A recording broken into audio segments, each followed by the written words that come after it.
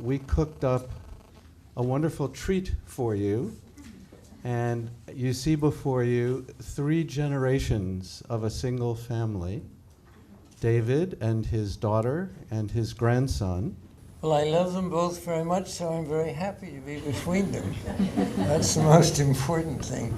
From an early age, I started going on trips with my parents to various parts of the country and the world, and see things that they did and see how they went about philanthropy. My father really did teach me a lesson, because pretty much everywhere he went, if he saw something that he felt needed to be done, he would get involved and do something about it.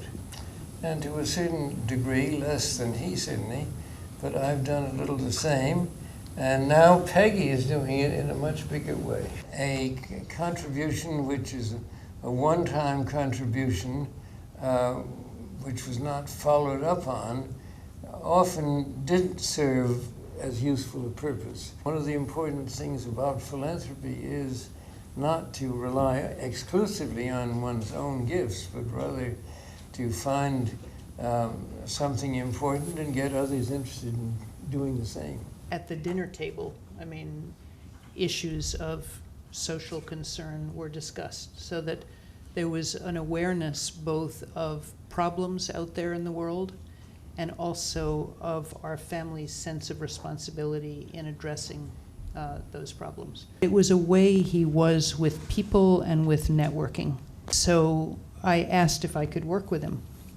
And in fact, he ended up, I had to say it 2 or 3 times because he was so shocked at the idea that I would suddenly want to work with him after having disagreed with him on every subject for about 20 years. The light went off that, oh, meeting people and then meeting more people and then connecting them can be one way of generating solutions. There was definitely expectation that we would participate and that we would give, but no prerequisites as to what sorts of things.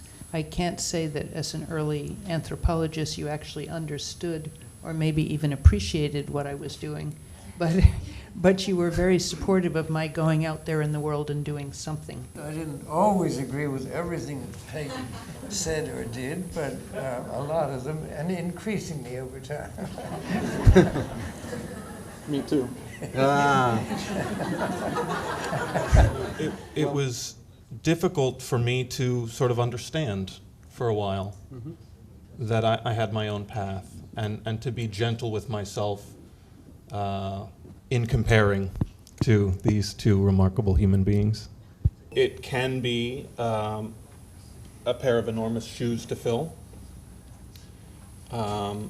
until I'm able to wrap my mind around this idea that they really have to be my shoes, and I have to give myself the space, and the space from that influence and intimidation to really be able to see and feel what my shoes are like.